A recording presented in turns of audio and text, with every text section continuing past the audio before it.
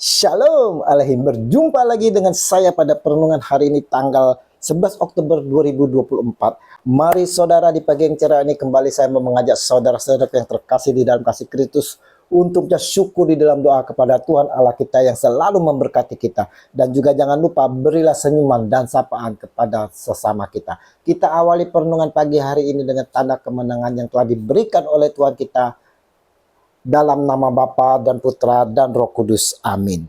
Kekuatan yang lebih besar. Bacaan liturgi hari ini diambil dari Galatia 3 ayat 7 sampai dengan 14 dan Injil Lukas 11 ayat 15 sampai dengan 26. Saudara-saudaraku yang terkasih di dalam kasih Kristus, siapakah di antara saudara-saudara yang belum nonton film Kuasa Gelap, film Eksorsis saudara? Dari film tersebut, saudara yang terkasih, dapat kita ambil kesimpulan, yaitu jangan pernah sekali bermain-main atau berkompromi dengan roh apapun dengan memakai media. Yang kedua saudara, roh jahat atau iblis, setan selalu mengintimidasi kita bahwa kita adalah pendosa dan layak mati masuk ke neraka. Roh jahat yang ketiga saudara, si iblis selalu memanipulasi keadaan kita dan kesukaannya bermanifestasi serupa dengan orang-orang yang kita kasihi atau juga orang yang kita musuhi. Itu semua karena dia, si iblis, adalah pendusta. Jadi saudara, jangan main-main. Perlu kita ketahui semua bahwa di dunia ini ada dua kekuatan saudara, yaitu kekuatan yang baik berasal dari Allah dan satu lagi kekuatan jahat dari si iblis. Bagi mereka yang hidupnya dikendalikan oleh kejahatan, maka hidupnya saudara tak akan damai, tak akan ada sukacita, hidupnya akan kacau, stres, bahkan depresi. Nah, Injil hari ini dengan kehadiran Tuhan Yesus kita, Yesus Kristus, mau mengajarkan kepada kita semua umat kesayangan Allah Bapa tentang kerajaan Allah yang penuh damai. Dia mengajarkan segala bentuk kebaikan dan cara bagaimana kita dapat memperoleh keselamatan. Sesungguhnya banyak sudah orang berbuat baik dan kebenaran sebagai orang yang mengimani dia, Yesus, sebagai Tuhan saudara. Namun sangat disayang, banyak dari kita yang hatinya tertutup. Hati kita buta sehingga tidak mau menerima kebaikan dan kebenaran dari saudara-saudara kita. Tak sedikit dari kita yang menutup diri, mencemooh dan menuduh yang macam-macam akan dirinya. Dan ini juga yang dialami oleh Sang Baginda junjungan kita Yesus Kristus. Di mana saudara, pada suatu kali Yesus mengusir dari suatu setan yang membisukan. Ketika setan itu keluar, orang bisu itu dapat berkata-kata, maka heranlah orang banyak. Lukas 11 ayat 14. Yesus berbuat baik, menyembuhkan orang yang kerasukan setan dengan kuasa ilahinya. Dan semua orang yang melihat terheran-heran, terkagum-kagum saudara. Tetapi ada di antara mereka yang berkata, ia mengusir setan dengan kuasa Beelzebul, penghulu setan. Ada pula yang meminta suatu tanda dari sorga kepadanya untuk mencobai dia. Lukas 11 ayat 15 sampai dengan 16. Mereka yang tertutup hatinya saudara tak menerima akan kuasa yang diperlihatkan oleh Yesus. Justru mereka mencemooh dan menuduh Yesus melakukannya dengan kuasa kegelapan. Tetapi Yesus mengetahui pikiran mereka lalu berkata, setiap kerajaan yang terpecah-pecah pasti binasa, dan setiap rumah tangga yang terpecah-pecah pasti runtuh. Jikalau iblis itu juga terbagi-bagi dan melawan dirinya sendiri, bagaimanakah kerajaannya dapat bertahan?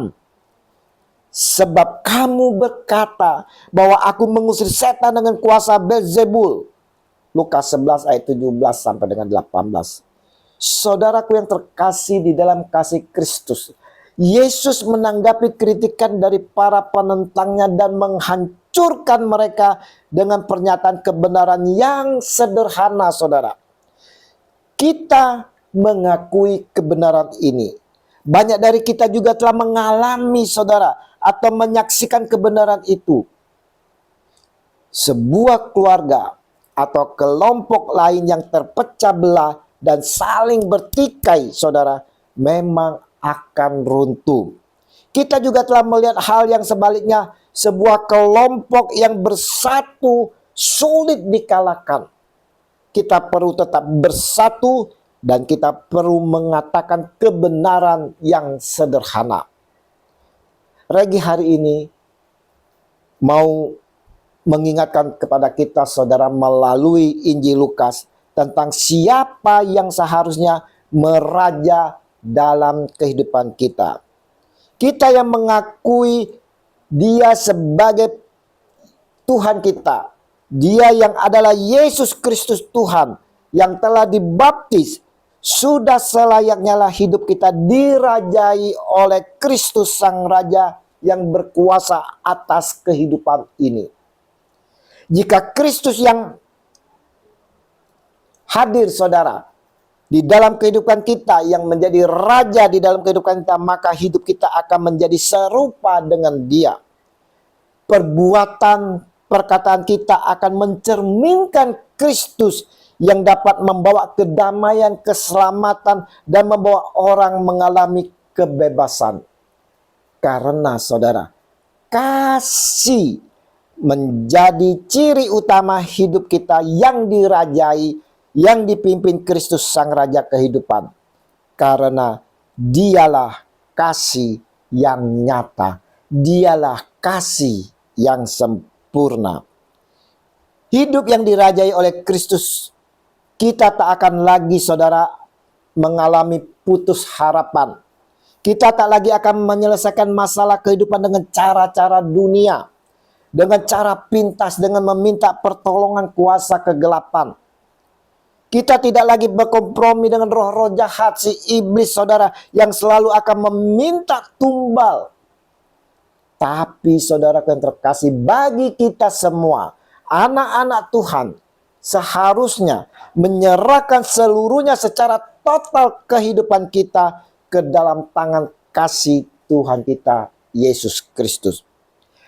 Hanya dengan kekuatan yang lebih berkuasalah mampu untuk menghadapi dan mengalahkan segala persoalan hidup yang kita hadapi, segala kejahatan yang ada di depan kita.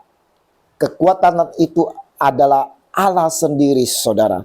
Dan Allah telah menunjukkan kuasanya di dalam putranya terkasih Tuhan kita Yesus Kristus.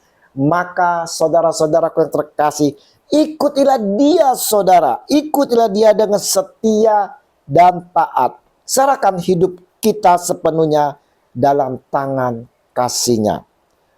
Serahkanlah hati kita terbuka, secara terbuka, saudara, menyerahkan secara total, saudara, kehidupan kita di dalam tangan kasih-Nya.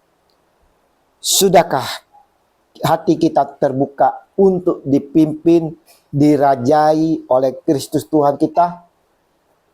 Ingat, saudara, jika kuasa Allah yang hadir dalam kehidupan kita, maka kuasa yang lain, saudara, tidak akan dapat mengalahkan kita. Teruslah selalu dalam perlindungannya. Diingatkan oleh Rasul Paulus, dalam segala keadaan pergunakanlah perisai iman, sebab dengan perisai itu kamu akan dapat memadamkan semua panah api dari sisi jahat. Efesus 6 ayat 16. Amin.